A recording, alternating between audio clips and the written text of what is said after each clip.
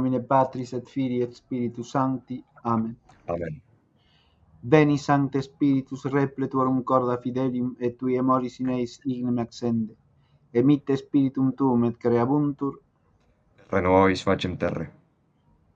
Deus qui corda fidelium Sancti Spiritus illustratione docuisti, da nobis in eum spiritu recta sapere, et eius semper consolatione gaudere, per Christum Dominum nostrum.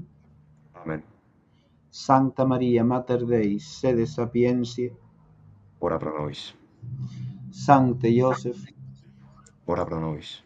in nomine Patris et Filii et Spiritus Sancti. Amen.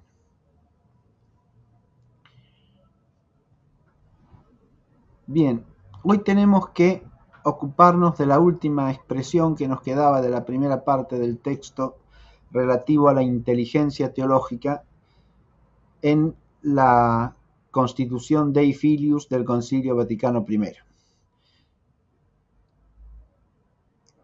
Esta constitución, al hablar de la posibilidad de cierta inteligencia de los misterios,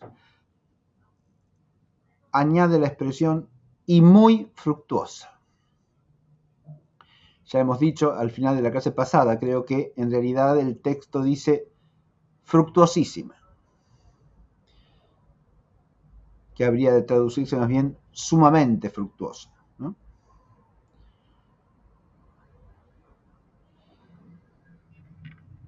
Y lo que cabe preguntarse es de qué clase de frutos se trata y cuáles son esos frutos.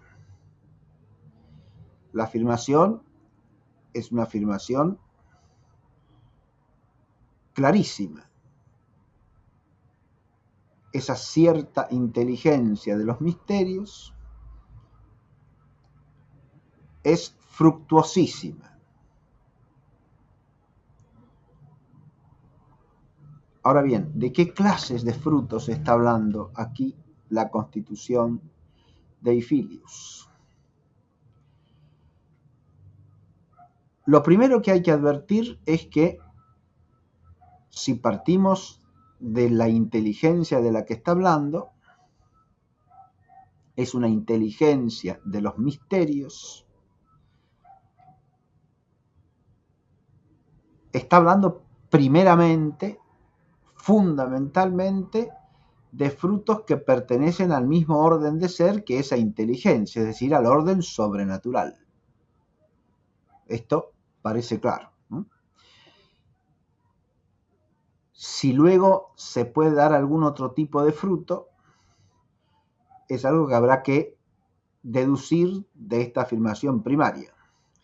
Pero resulta manifiesto que si uno quiere ubicar el tipo de frutos del que está hablando aquí, se tratará ciertamente de frutos sobrenaturales o frutos propios de la vida sobrenatural, de la vida cristiana.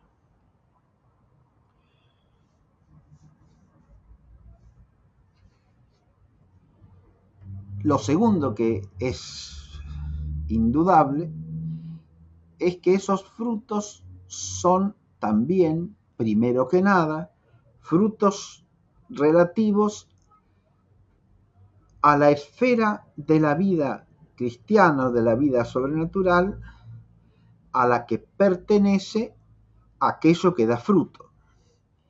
O sea, la fe iluminada por la razón, que al buscar y obtener o alcanzar cierta intelección de los misterios,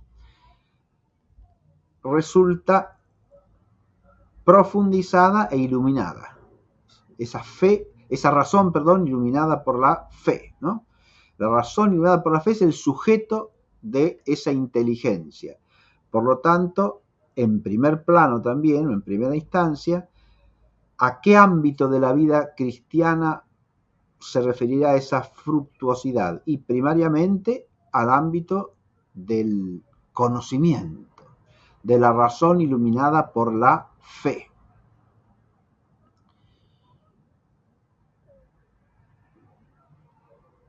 con esta doble determinación primaria ya podemos hacer una primera reflexión. Se trata de una inteligencia que es fructuosa en la vida sobrenatural de conocimiento. Recordemos que el conocimiento en el orden sobrenatural se inicia, tiene su raíz en el hábito de la fe que abre a la inteligencia humana a la participación sobrenatural de la sabiduría divina.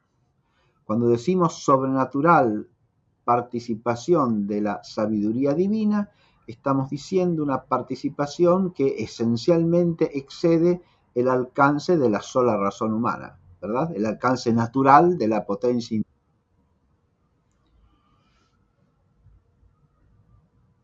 Si nos encontramos entonces en la esfera del conocimiento de los misterios, que obviamente no puede ser sino un conocimiento cuyo sujeto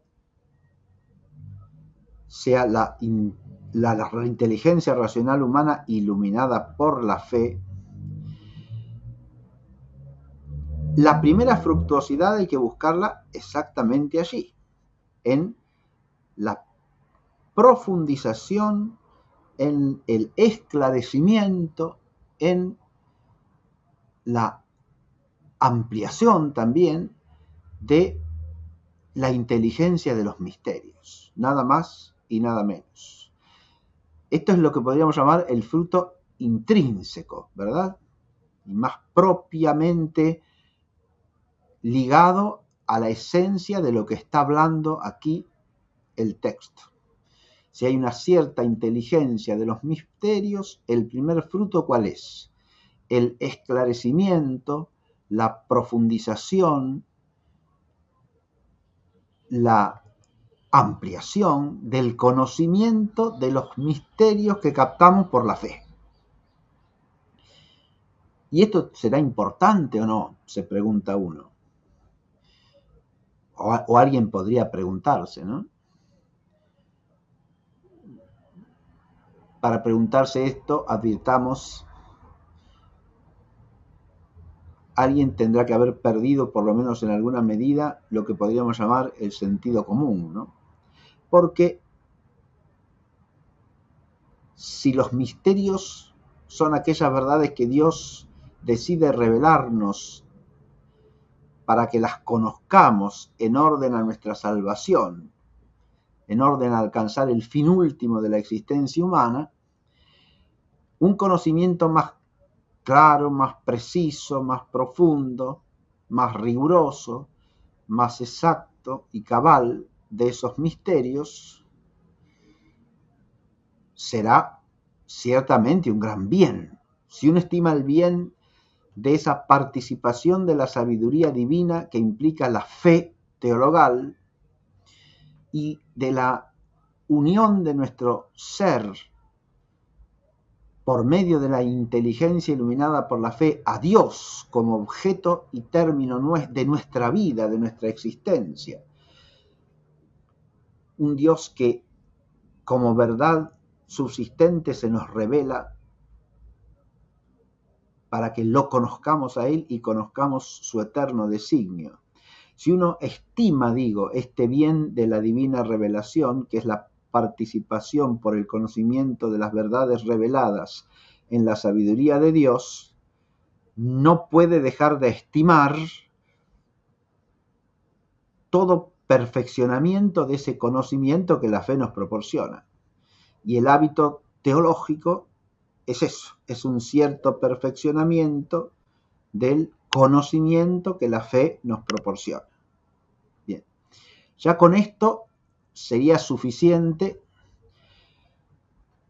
para que se advirtiese la importancia que tiene ese carácter fructuoso al que alude el texto.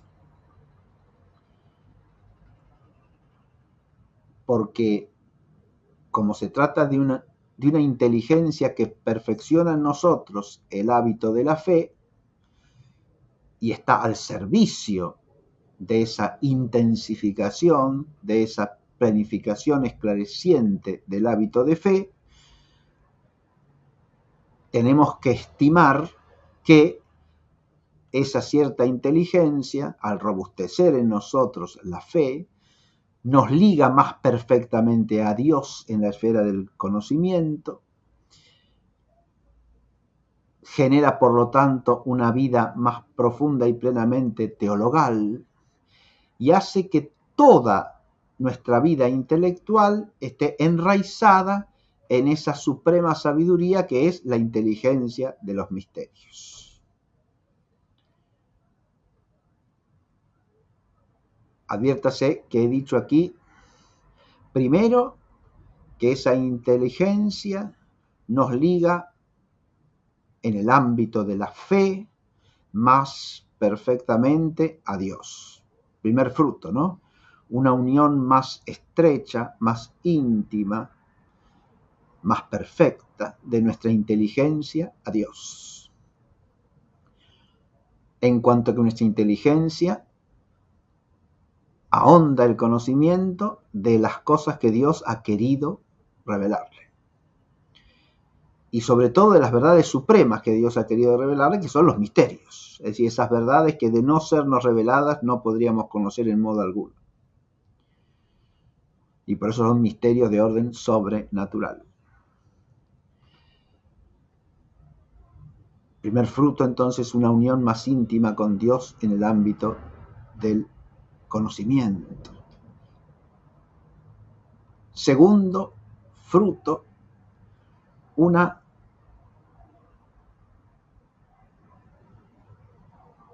orientación más plenamente teologal de toda nuestra inteligencia. Porque en la medida en que nuestra inteligencia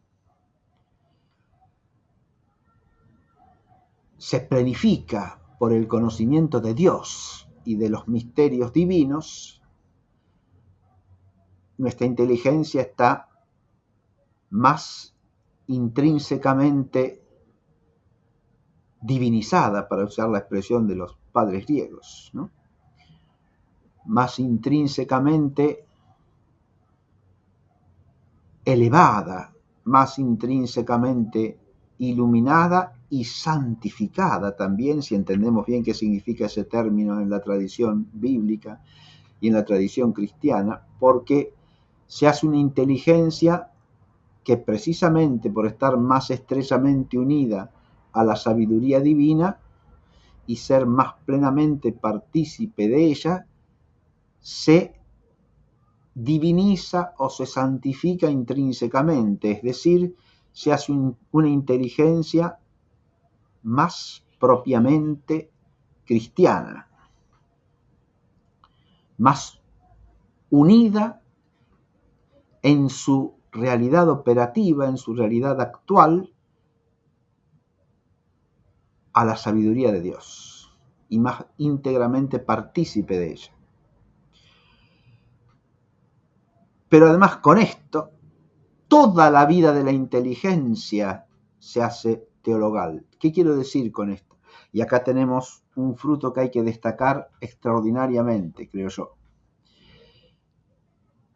Por la intelección de los misterios, que son las supremas verdades que podemos conocer, más allá aún de las verdades supremas que naturalmente podemos y por lo tanto estamos llamados a conocer. Toda nuestra inteligencia se jerarquiza, para usar otra expresión también propia, sobre todo de los padres griegos, pero que retoman algunos grandes escolásticos latinos, como sobre todo San Buenaventura, que habla de la jerarquización de la inteligencia. Nuestra inteligencia se jerarquiza, ¿qué quiere decir? Que se ordena jerárquicamente de un modo adecuado y pone cada tipo de conocimiento en el lugar que le corresponde. Pero el orden jerárquico de un todo complejo no puede darse sino en la medida en que el todo está regido por lo supremo, o sea, por lo que es más perfecto. Es claro esto que digo, ¿no? Si tengo un todo complejo, no se puede ordenar jerárquicamente si lo que es supremo en el orden de la jerarquía no rige el todo. Ahora bien, entre las ciencias humanas que pueden darse en la inteligencia del hombre mientras es viador, mientras está en este mundo, primero hay una jerarquía que es hasta de orden natural, ¿no? En el orden natural también hay jerarquía de saberes, porque según la dignidad del objeto de los saberes humanos, un saber será más importante que otro. Es claro esto, ¿no? La jerarquía objetiva de los hábitos de la inteligencia solamente puede darse en la medida en que prima el saber cuyo objeto es más elevado. Esta afirmación que acabo de hacer es importantísima. ¿Por qué? Porque lleva implícito el carácter intencional, objetivo de la inteligencia. La inteligencia no se cualifica por sí misma o por su modo de conocer, sino más bien por la dignidad del objeto que conoce, precisamente porque es potencia objetiva, por ser potencia de conocimiento. Por esto decía Santo Tomás, con una expresión que hay que recordar siempre, que por mínima, por pequeña que sea nuestra intelección de un misterio divinamente revelado, esa pequeña, aún podríamos decir escasa inteligencia que alcanzamos, ilumina muchísimo más nuestra inteligencia que el conocimiento más acabado, perfecto, sistemático y ordenado que podamos alcanzar sobre cualquier criatura al alcance de nuestro entendimiento, naturalmente. ¿Está claro? Usted puede decir que cuando capta el conocimiento de las reglas de la aritmética elemental, nuestra inteligencia se mueve con mayor soltura, con mayor destreza, con mayor acabamiento en cuanto a la perfección con que abarca el objeto, que si se eleva a contemplar el misterio de la Santísima Trinidad. Obvio que es así, pero eso significa que la inteligencia queda más iluminada, más planificada y más elevada por el conocimiento de la aritmética elemental que por el conocimiento trinitario que puede alcanzar a través de la reflexión teológica o el que recibe por la sola fe teologal. Ciertamente que no, ¿está claro? Porque por imperfecto que ese otro conocimiento sea en su modo de darse, el objeto es tanto más elevado y tanto más perfecto y tanto más planificativo de la inteligencia y del espíritu entero del hombre y de la vida entera del hombre, y tiene tanta más relevancia para la vida entera del hombre que, por mínima que sea esa inteligencia, la luz que recibe de allí es inmensa, podemos decir hasta infinitamente superior a la de cualquier ciencia meramente humana. Bien. Esta afirmación, insisto, reposa en un principio fundamental, y es que la inteligencia no se cualifica por el modo en que capta el objeto, sino más bien por la dignidad del objeto que capta, por la altura jerárquica de la verdad que conoce. De aquí que en el orden natural haya saberes más elevados jerárquicamente que otros.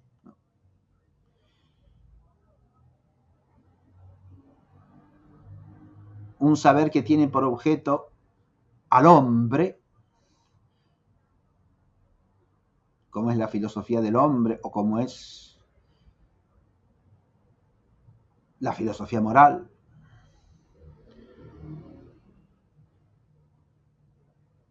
Eso en el terreno de las ciencias, en sentido clásico de ciencia, obviamente. Es mucho más elevado que el conocimiento acerca de los minerales, los vegetales o los animales. Y evidentemente, claro que sí, es un conocimiento jerárquicamente superior.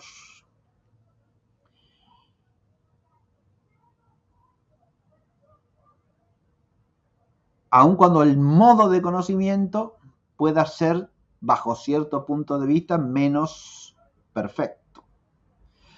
Por ejemplo, el saber histórico, la historia, es una disciplina que no tiene per se, esencial, intrínsecamente, el carácter de ciencia, porque no es un saber que parta de principios universales y necesarios y deduzca de ellos conclusiones, como sí puede serlo la aritmética o la filosofía natural o la física matemática, en la medida en que alcanza principios. Es un saber de cosas contingentes, de cosas singulares, que en su mayor parte se conocen por fe humana. De modo que el modo de conocimiento podríamos decir que es menos perfecto y sin embargo el objeto es más elevado que en la mayoría de las ciencias, salvo las que tratan del hombre o de realidades que trascienden al hombre, ¿no? Porque la ciencia suprema, según todos los clásicos, no es tampoco la ciencia acerca del hombre, sino la ciencia acerca de lo que es, porque esa es la única que alcanza a ocuparse intelectualmente en el orden natural del ser perfectísimo, de la que es causa de todo otro ente, es decir, del ser divino, ¿verdad? La filosofía primera, por ser teología, como la llama también ya Aristóteles, es la ciencia suprema y rectora de todas las demás ciencias y jerarquizadora de todas. Quiere decir que se ordenan todas en la medida en que se dejan iluminar por ella y adquieren su lugar propio en la medida en que se relacionan con ella. Pero hasta aquí he hablado solamente de una jerarquía que es de orden natural. Si nos quedásemos allí, no estaríamos hablando en cristiano, estaríamos hablando al modo de un filósofo pagano simplemente, ¿no? Que para el desquicio que hay en cuanto al orden y jerarquía de los saberes hoy día ya es mucho, porque confrontada esa idea jerárquica con la idea de que hay pluralidad de disciplinas, que hay que juntarlas a todas como en una especie de diálogo, digamos así, igualitario, en que todas aportan lo suyo, cada una un pedacito, y hay que rejuntarlas para tener una visión más completa, ¿no? Si se confronta esa visión jerárquica con esta otra idea, es ciertamente superior, sin duda alguna, ¿no? Bien, pero en esa visión multidisciplinaria que suele prevalecer hoy día, no solo no se respeta la jerarquía desde el punto de vista del saber natural, tampoco se respeta la jerarquía cuando se trata de incorporar el saber que es de orden sobrenatural. Y aquí la cosa se hace todavía más trágica, ¿no? Porque por encima de todo saber de orden natural tenemos el saber de orden sobrenatural. Y en este sentido ya la fe sobrepuja por sí sola a toda humana ciencia, ¿no? A toda humana ciencia. Es en virtud del conocimiento de la ley de Dios que el salmista podía decir, aunque soy casi un niño, soy más sabio que los ancianos. Es decir, esa ley revelada hace al hombre, ese conocimiento de la verdad revelada por Dios hace al hombre, por más que humanamente sea un niño, más sabio que el anciano, que en el decir de los antiguos es el arquetipo de sabiduría humana adquirida, ¿verdad? Porque ahí esa sabiduría que se adquiere con la experiencia, con la edad, es una sabiduría de orden natural. Pero la sabiduría que proporciona el conocimiento de la ley revelada por Dios es una sabiduría que excede el alcance de la naturaleza humana. Bien.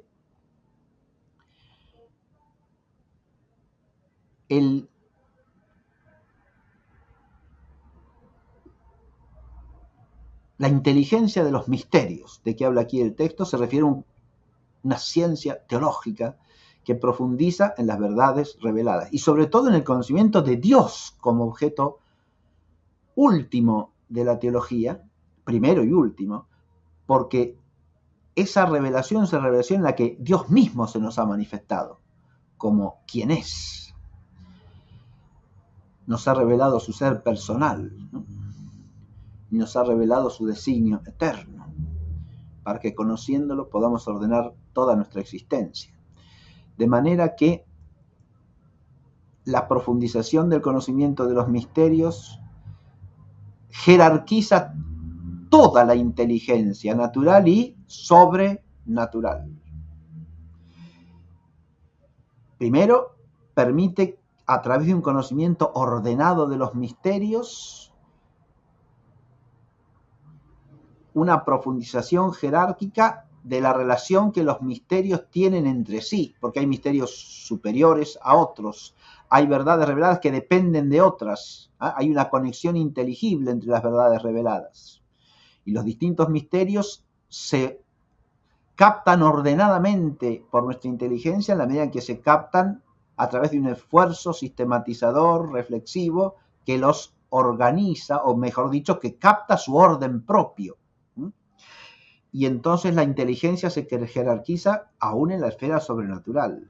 Pero esa inteligencia profundizada en la esfera de los misterios es a su vez la luz suprema de toda la inteligencia, de manera que todos los saberes humanos quedarán trascendidos, abarcados e iluminados por ese saber superior que es el de orden sobrenatural.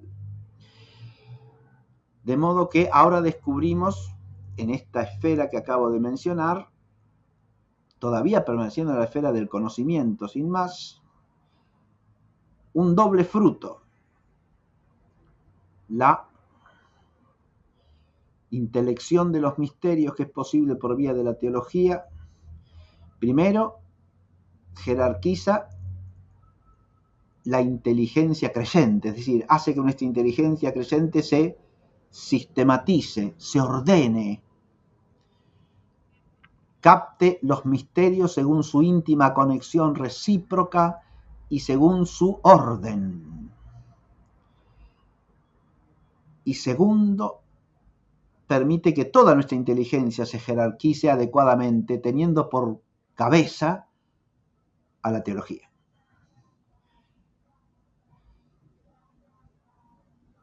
Y eso es fundamental para toda la vida del hombre en el tiempo, porque ese ordenamiento de las verdades es algo de lo que dependen muchísimas cosas. Ahora vamos a ir a eso, pero un conocimiento jerárquicamente ordenado es un conocimiento que permite ordenar. ¿Por qué? Y porque hace sabio al hombre. Hace que el hombre conozca las cosas según su orden y pueda estimar las verdades que conoce según el valor objetivo que tienen. Y esa sabiduría es lo que le permite al hombre ordenar toda la realidad. Si no se ordena, si no se deja ordenar intelectualmente por la verdad, tampoco podrá ordenarse en relación con los bienes de todo orden y tampoco podrá ordenarse, por lo tanto, en la esfera de la vida práctica. Y ahí ya vamos descubriendo otra fructuosidad, ¿no? Porque por naturaleza toda la esfera de la praxis depende de la teoría. ¿Qué queremos decir con esto? Que la verdad es en signo de orden entitativo anterior al bien. De hecho, para que amemos el bien verdadero, tenemos primero que conocerlo con la inteligencia, ¿no? Y captar el orden de los bienes es anterior a poder amar a cada bien según la proporción que se le debe, es decir, con la jerarquía adecuada del amor, con el orden del amor del cual depende toda la vida práctica del hombre, todo el orden moral, todo el orden político, todo el orden jurídico, todo el orden de la vida social. Depende de que captemos adecuadamente el orden de los bienes. Pero no puede haber captación adecuada del orden de los bienes si la inteligencia no se deja iluminar por el orden del ser. Es claro esto, ¿verdad? También. Acá empezamos a descubrir la proyección, la fructuosidad que tiene por la proyección de la sabiduría, del hábito de inteligencia de los misterios, la sabiduría teológica, la ciencia teológica y la sabiduría teológica, sobre toda la vida práctica del hombre. Bien.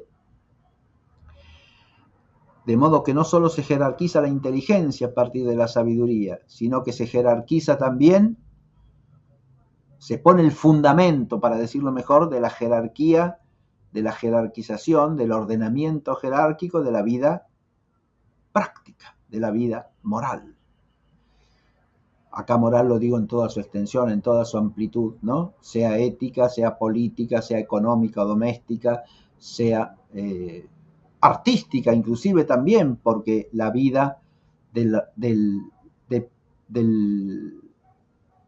saber productivo, del saber hacer, está jerárquicamente incluida la del saber obrar, ¿no? Por aquel principio que nos enseña que no todo obrar es un hacer, pero todo hacer es un obrar. De modo que la vida fáctica o productiva está siempre abarcada y trascendida por la vida moral e incluida en ella, no se la puede desprender de ella. Bien, con esto ya tenemos un primer panorama, ¿no? En esta primera línea de la fructuosidad no he hecho más que destacar la fructuosidad intrínseca a la propia esfera de la inteligencia y la fructuosidad que la esfera de la inteligencia tiene para el vivir de la voluntad. Como estamos en la esfera del orden sobrenatural, aquí tenemos que recordar lo siguiente. Lo que la fe es como virtud teologal respecto de la inteligencia, lo son respecto de la voluntad, la esperanza y la caridad. Obviamente que la vida de la voluntad se hace teologal en la medida en que lo que se perfecciona y profundiza en nosotros son la esperanza y la caridad. No se puede pedir y no se debe pedir a la ciencia teológica en su formalidad de hábito perfectivo de la inteligencia iluminada por la fe, que constituya el todo de la perfección vital cristiana. Es un absurdo eso, ¿no? Y descartarla porque no es el todo es otro absurdo, igualmente ridículo, pero es una torpeza en la que se suele caer. Sobre todo cuando se quiere enfatizar la importancia precisamente de las virtudes que hacen a la esfera de la voluntad y de la afectividad. Máxime por el hecho de que, como enseña todo buen teólogo, hay una supremacía de la caridad entre las virtudes teologales debido a que ella es la que formalmente nos perfecciona en última instancia, nos hace partícipes de una perfección que se da, sin duda alguna, en Dios. Esto es cierto, la caridad es la última perfección de toda la virtud cristiana. Y también es cierto, como dice San Juan de la Cruz, que en el atardecer de la vida seremos juzgados en el amor. Ahora bien,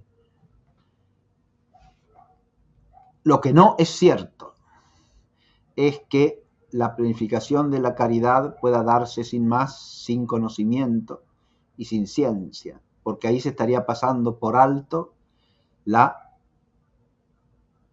anterioridad ontológica del acto de entender respecto del acto de amar. Un amor que no fuese inteligente no sería un amor espiritual, no sería un amor propio de un ser que es persona.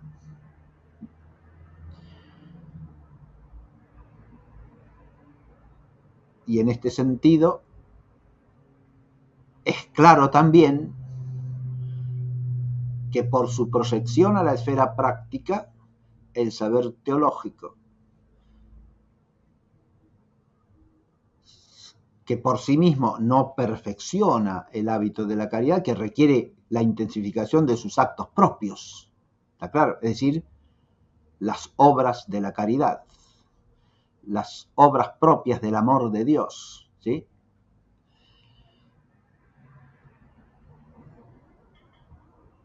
Si bien no perfecciona intrínsecamente a la voluntad, siendo una intensificación de la caridad, sin embargo, tiene una proyección sobre la caridad que es innegable. Más aún, más que una proyección, tiene un vínculo dinámico con la caridad que nos deja ver, si lo pensamos con rigor, la importancia que tiene también y la fructuosidad que tiene también la profundización teológica de los misterios respecto del crecimiento de la caridad. Hay una dinámica de la relación entre fe y caridad que es de ida y vuelta, podríamos decir.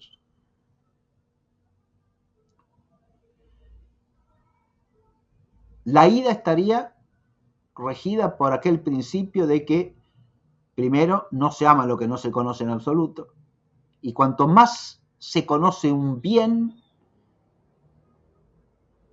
en su perfección propia, más se lo ama. ¿Está claro? O para decirlo quizá mejor, más puede amárselo, auténticamente. Y si nosotros en la inteligencia teológica ahondamos en el conocimiento de los misterios y por lo tanto de los bienes supremos y en última instancia del sumo bien que es Dios mismo, conocido como Trinidad Santísima y Beatísima, si nosotros ahondamos en el conocimiento del bien sumo, entonces abrimos el camino para una intensificación del hábito de la caridad también. ¿Está claro? Primero lo posibilita la fe misma, que nos da el conocimiento de los misterios que estamos llamados a amar y del Dios que estamos llamados a amar. Nos lo hace conocer a Él.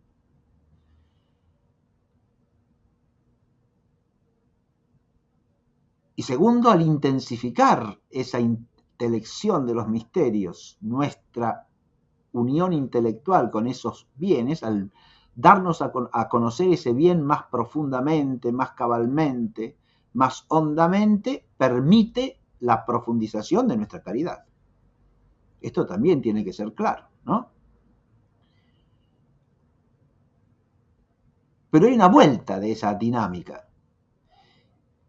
Y es que si nosotros amamos a Dios por sobre todas las cosas,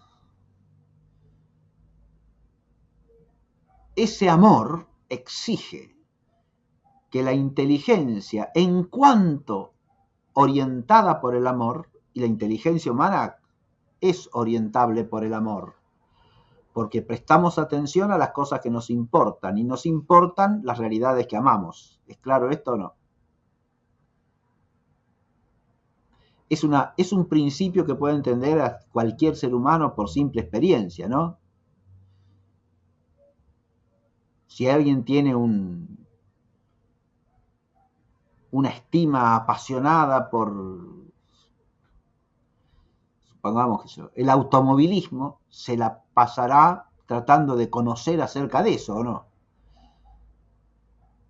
Y de hecho conocerá mucho de eso.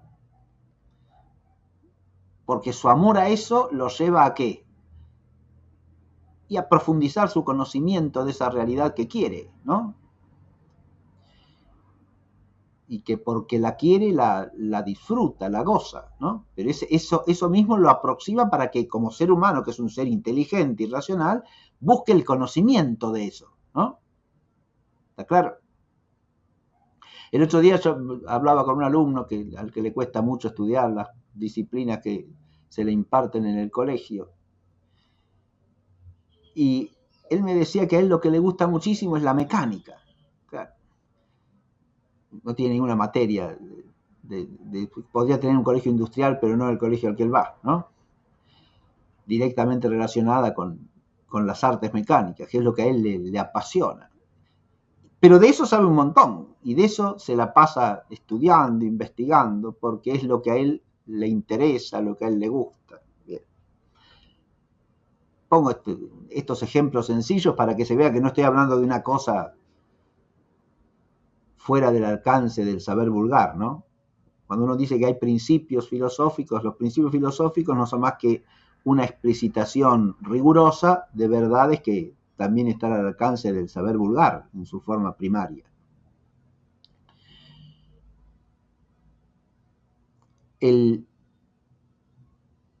Pero ahora, claro, si como cristianos hemos recibido la luz de la fe y estamos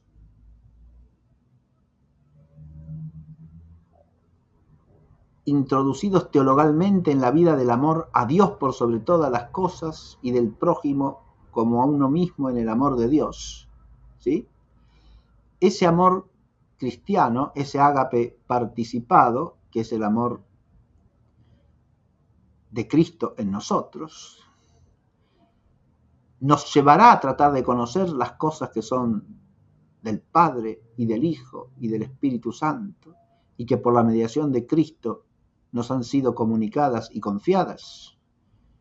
Y parece que sí, ¿no?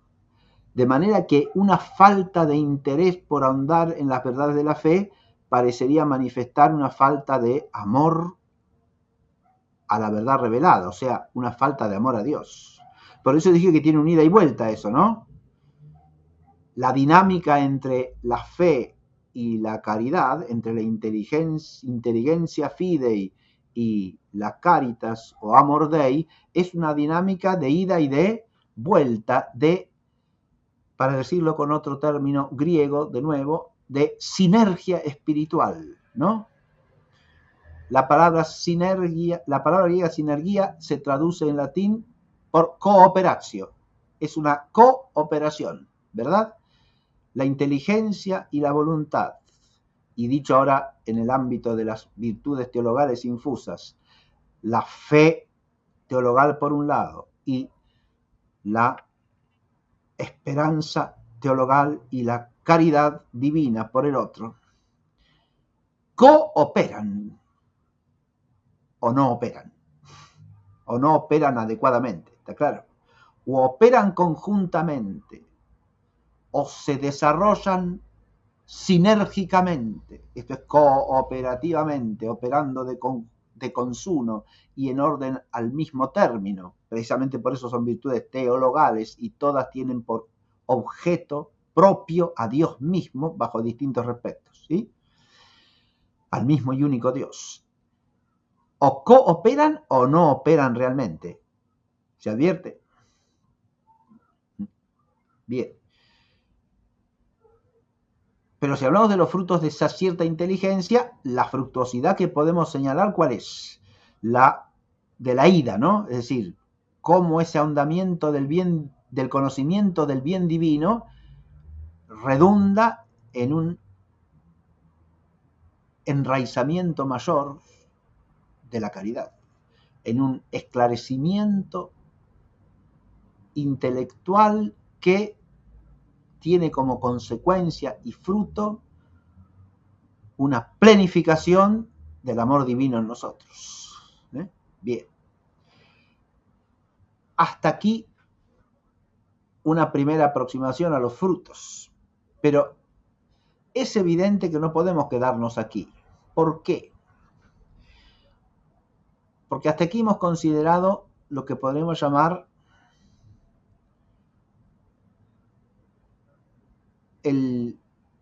la razón de perfeccionamiento de la vida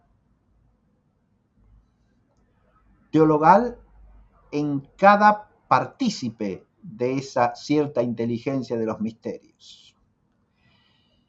Pero la fructuosidad tiene también una dimensión social. El sujeto de esa intelección es la inteligencia iluminada por la fe. Sí, claro, la razón humana iluminada por la fe. Pero esa razón humana iluminada por la fe es la razón de cada cristiano, claro, sí, hasta aquí he hablado en ese sentido, que no es más que un miembro del cuerpo de Cristo, que es la iglesia. Y la fructuosidad de la que está hablando aquí el texto no puede ser meramente la fructuosidad que tiene para la vida de cada quien, que esa es importantísima, ciertamente, sino la fructuosidad que tiene para la vida de la iglesia como tal. Y si planteamos este terreno de fructuosidad, en lo que hay que pensar es en los oficios, en las misiones que tiene que cumplir la iglesia. Y primariamente en las misiones que están directamente relacionadas con la verdad revelada. Esa verdad le ha sido confiada para, primero, conservarla fielmente. Y segundo, comunicarla a todos los hombres. Nos hallamos ahí con lo que llamamos en general el oficio de enseñar de la iglesia, su oficio magisterial. La iglesia es maestra de la verdad.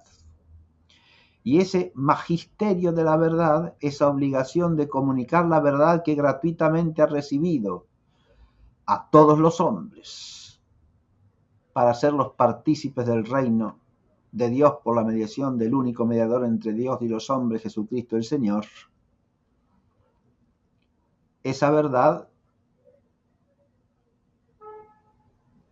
será algo que la iglesia, como iglesia, tendrá que conocer, porque si no la conoce, no la puede ni anunciar, ni enseñar, ni comunicar, ni defender, ni mantenerla incontaminada del contagio de errores o extravíos, ni definirla cuando sea necesario definirla para distinguirla del error, etcétera, etcétera. ¿Está claro? De manera que cuando miramos a todo lo que podemos llamar el oficio de enseñar de la iglesia, ahí aparece la esfera que podríamos llamar social de la fructuosidad de este hábito. En relación con eso nos damos cuenta, además de otra cosa que es bien conocida en la tradición de la iglesia. No todos están llamados a ser teólogos, pero el bien de la profundización teológica es un bien para todos. Es claro esto que digo, ¿no? Y es un bien para todos porque de esa profundización teológica de los misterios dependen todas las funciones del ejercicio del magisterio. Depende de eso el recto anuncio del Evangelio. Depende de eso la recta catequesis. Depende de eso la recta predicación. Depende de eso la recta defensa de la verdad revelada. Y depende de eso la definición rigurosa, precisa y exacta de las verdades de fe cuando sea necesario. A ver, he hablado de, primero que nada, evangelización, ¿no? O anuncio inicial del reino a los que aún no lo han recibido, a los que no lo conocen. He hablado, segundo, de catequesis, es decir, formación en las verdades fundamentales de la fe. Sea que ésta esté dirigida a los que están por recibir el bautismo, habiéndolo pedido, sea que esté dirigida a los que han recibido el bautismo y necesitan que su inteligencia sea bien formada en las verdades fundamentales de la fe, como es el caso mayoritario de los que hemos recibido el bautismo pocos días después de nacer, ¿no? Bien. Sí. No, para avisar que nos quedan 10 minutos. Perfecto, bien. Pero puedo decirle que Evangelización, o como suele decirse,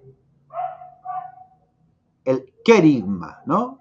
El anuncio primero de la verdad revelada. Segundo, la catequesis o formación en las verdades fundamentales de la fe. Tercero, la predicación de la verdad en el seno de la propia iglesia, porque ya desde los primeros tiempos, continuando una costumbre que se había iniciado en la época del Antiguo Testamento, la iglesia ha entendido siempre que la profundidad y la riqueza de la divina revelación es tal que todos los fieles tienen que estar constantemente siendo instruidos en ella. No basta que hayan aprendido algunas verdades fundamentales, sino que toda la vida tenemos que estar siendo instruidos en esa verdad que debe ser constantemente predicada a tiempo y a destiempo. Tenemos que recibir el alimento de esa verdad constantemente, permanentemente. Así como estamos llamados a recibir constantemente la gracia que se nos comunica por los sacramentos, también constantemente estamos llamados a recibir el alimento de la palabra que nos da vida, de esa palabra que ilumina nuestro entendimiento y a partir de esa luz orienta y pone el principio del ordenamiento de nuestra existencia entera y de todos nuestros actos, de todas nuestras obras, de todos nuestros haceres y quehaceres en el tiempo. Esa predicación también recibirá el fruto de la inteligencia de los misterios. ¿Y cómo? ¿Verdad? Anuncio evangelizador, catequesis, predicación. Pero la verdad revelada también necesita ser defendida de quienes la atacan, de quienes la rechazan, de quienes le ponen objeciones, de quienes la desprecian con argucias. Y para esa labor también hará falta profundizar la verdad revelada, ¿sí? Será necesaria una mayor inteligencia de los misterios. Y por último,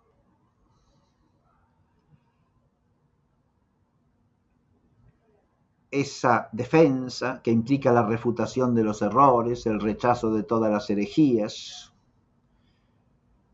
el combate contra todas las doctrinas extraviadas que pueden estar de moda en una época determinada, eso que ya San Pablo caracterizaba como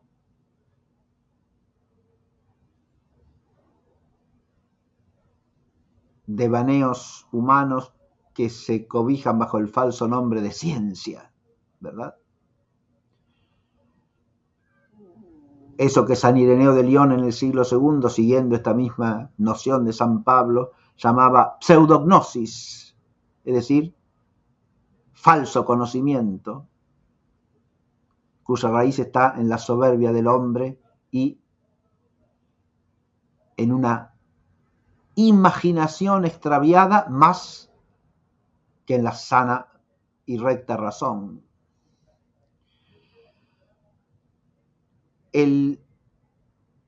Para confrontar todo eso hace falta la intelección de los misterios, claro que sí. Y últimamente, para ejercer el oficio más solemne, que es el oficio definitorio de la verdad de la fe. Cualquiera que conozca la historia de los grandes concilios dogmáticos y de las definiciones dogmáticas en la Iglesia de Dios, entiende fácilmente que sin la labor denodada de la profundización teológica de los misterios, el ejercicio de esa tarea no se hubiera dado.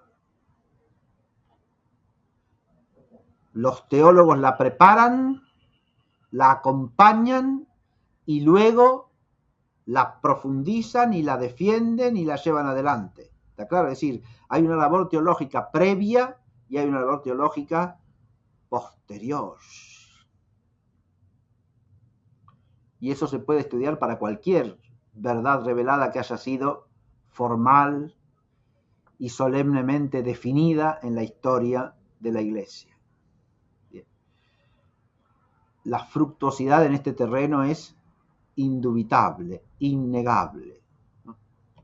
Cuanto más perfecta sea esa profundización intelectual de los misterios, cuanto más auténtica sea esa cierta inteligencia de la verdad revelada, más fructuosa será para el ejercicio de la actividad magisterial de la Iglesia. Y que esa actividad es fundamental en la vida de la Iglesia, no creo que haya nadie que pueda dudarlo.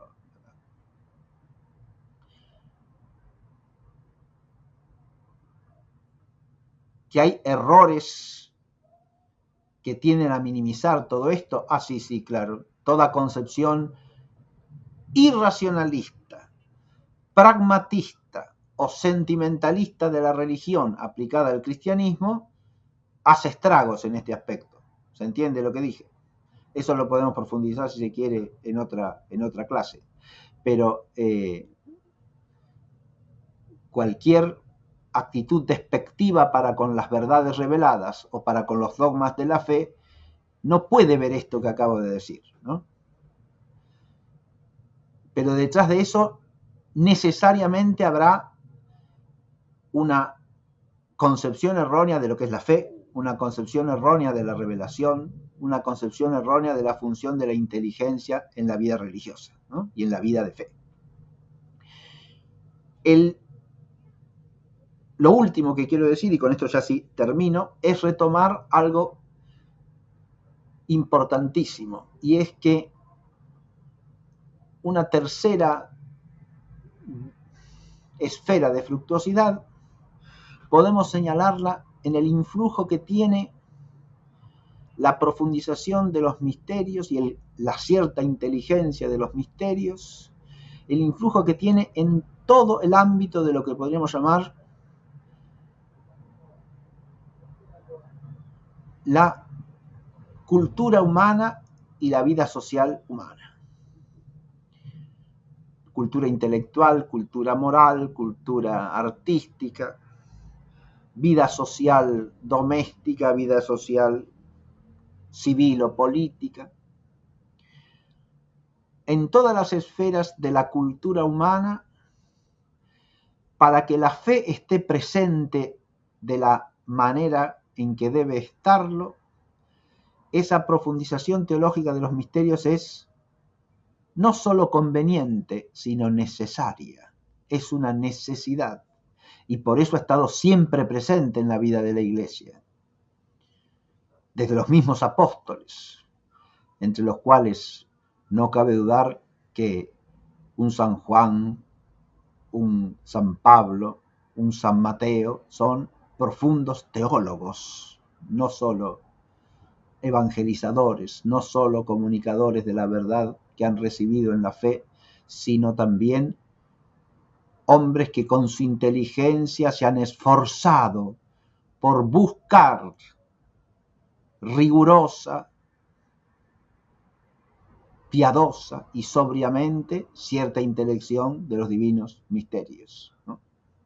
La marcha indagadora de la inteligencia se palpa, se oye cuando uno lee los textos de San Juan o de San Pablo, y si uno estudia el Evangelio según San Mateo, también se la percibe, aunque sea más sutil en su marcha o menos clamorosa en su apariencia. Pero hay una profundización teológica que ya se remonta a los mismos apóstoles, es decir, y que acompaña a la Iglesia siempre, en todas sus épocas y en todas las circunstancias de su vida en la tierra, ¿no? Esa búsqueda. Y precisamente el recorrido de esta fructuosidad nos muestra la imbricación vital que tiene la intelección de los misterios, quiero decir, la conexión que tiene con la vida cristiana entera. Pero para que la fe se haga presente en todas las esferas de la vida del hombre, sea auténticamente católica, esa sería otra manera de demostrar la fructuosidad de la intelección de los misterios, ¿no? Relacionarlo con las notas propias de la Iglesia. La unicidad, la santidad, la apostolicidad y la catolicidad. Bien, pero me remito a la catolicidad en su sentido más amplio, que es que la fe tiene que iluminar todas las esferas de la existencia del hombre. Pero para que lo haga necesita ser una fe profundizada por la reflexión teológica, de manera que aparezca el orden jerárquico de las verdades, la integridad de la verdad revelada, ¿no? Porque una de las... Obviamente, la primera manera de no hacer presente la fe en la cultura es desvincular una cosa de la otra, ¿no? El error disociador, que hoy día es muy común. La fe es una cosa privada, pero la fe era pública, la fe no tiene nada que ver. O yo soy creyente cuando voy a la parroquia, pero cuando ejerzo mi oficio o profesión en el hospital o en los tribunales, ya ahí, bueno, hay que atenerse a lo que exige la profesión, ¿sí? Y si la profesión exige que uno hable como un pagano o como un anticristiano perverso, bueno, esos son los gajes del oficio, diría alguien. Bien. Eso me lo exige mi profesión. Ese tipo de disociaciones son muy comunes y obviamente para esa mentalidad esta esfera de fructuosidad no existe, ¿no? No existe el hecho de que la profundización intelectual de la fe permita que la fe lo abarque todo en el sentido de iluminar todas las esferas de la existencia del hombre. Pero aún entre los que admiten esto puede haber otro problema. Primero, que de las verdades reveladas se tomen algunas solamente y se olviden otras. Con lo cual se produce un desequilibrio, ¿no? Yo me acuerdo de esta verdad revelada, pero todas las demás las dejo de lado. Y entonces la iluminación que la esfera de la existencia y del vivir humano y de la cultura humana recibe de la fe, de la sociedad humana recibe de la fe, es parcial, es sesgada, es unilateral. ¿Cómo se evita eso? Y eso lo evita un hábito teológico sintético, integrador de todas las verdades de la fe. De ahí la importancia crucial de la sabiduría teológica, ¿no? Pongo un ejemplo muy sencillo de esto y ya termino. Si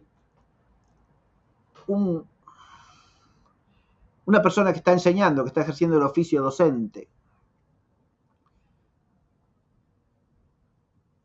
tiene en cuenta esa verdad revelada que nos enseña que el hombre ha sido hecho por Dios a su imagen, según su semejanza. Bueno, tenderá como docente a considerar la dignidad eminente que tiene la persona humana, ¿no? A respetar a cada ser humano como partícipe de esa imagen y semejanza con que Dios ha creado con predilección a la criatura humana.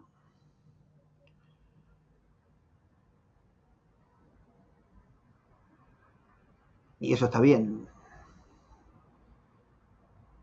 Pero si eso lo hace olvidándose de que esa criatura hecha imagen y semejanza en el origen ha caído y lleva en sí la herida del pecado de Adán, entonces ya su visión es incompleta. ¿Se entiende lo que digo? Ni siquiera puede entender adecuadamente la condición humana, ¿no?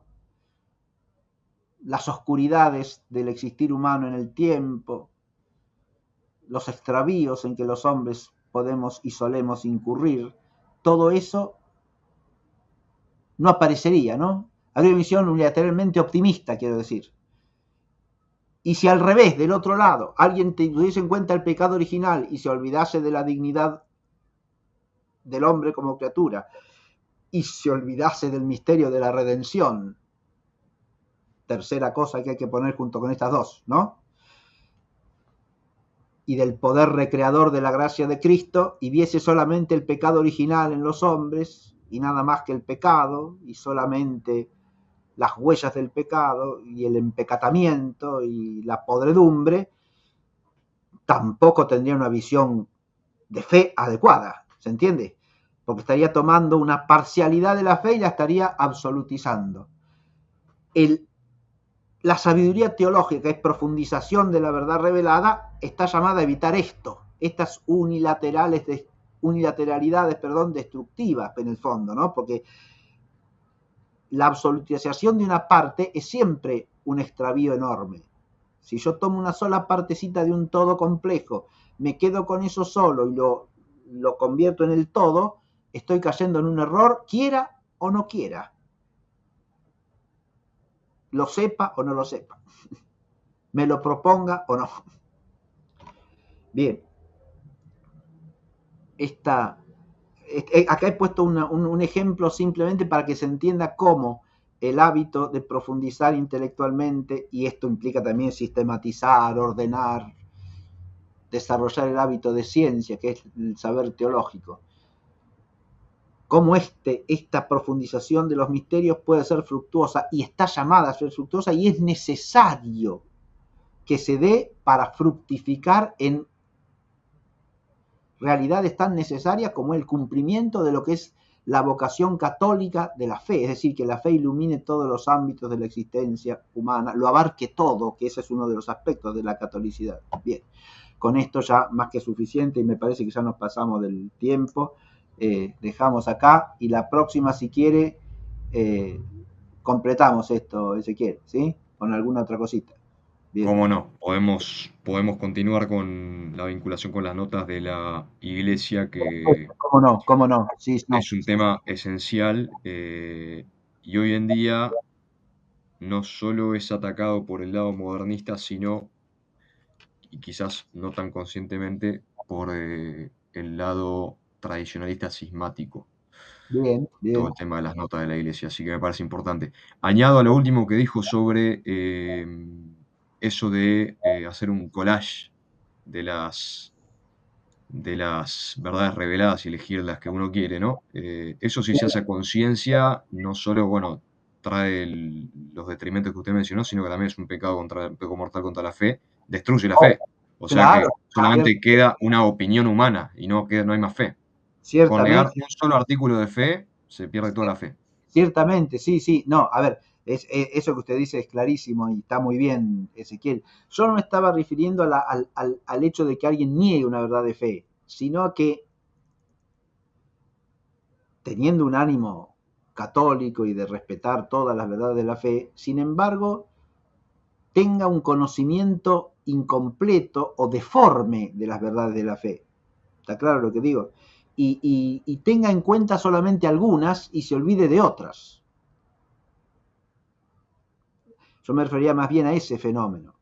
Y, y ahí el saber teológico cumple una función irreemplazable. Y ahí se ve la importancia de la síntesis teológica, no solamente de estudios teológicos fragmentarios o monográficos sobre este punto, sobre este otro, especializadísimos, que pueden ser también fructuosos, pero que no son el hábito teológico sin más. El hábito teológico es un saber uno y es un saber universal, el más universal de todos los saberes, ¿sí? De manera que la síntesis teológica es la que tiene que ahí funcionar para ordenar el todo del conocimiento de la fe. Sin ese ordenamiento tampoco se puede seleccionar adecuadamente, por ejemplo, qué se va a transmitir en la catequesis. Y cuando se transmite una verdad revelada, con cierto sesgo unilateral, para darse cuenta de esa unilateralidad hay que tener un conocimiento cabal del objeto en su conjunto, para saber, bueno, que esto hay que presentarlo junto con esto para que la persona que recibe el conocimiento que le está siendo transmitido no se quede solamente con una partecita, sino que entienda todo lo que la revelación enseña respecto a ese asunto o a ese tema. Eso en la predicación, en la catequesis, ¿no? Es fundamental. pero si la formación teológica no los cimenta adecuadamente, esa integridad no se puede dar nunca, ¿no? Clarísimo, clarísimo, clarísimo y bueno, muy sintomático de nuestros tiempos. Bien, bien, Muy fenómeno. bien, bueno, oremos. In nomine Patris et Filii et Spiritus Sancti. Amén. Amén. Deo gratias, gloria Patri et Filio et Spiritui Sancto. Sicut erat in principio, nunc et semper et in saecula saeculorum. Amen. Maria Mater Ecclesiae, Ora ora pro pro nobis. In nomine nobis. Patris et Filii et Spiritus Sancti. Amén. Si te gusta el contenido, podés donar lo que vos quieras en Patreon, en PayPal o en Mercado Pago. Están todos los links, toda la información en el comentario de este video. Yes,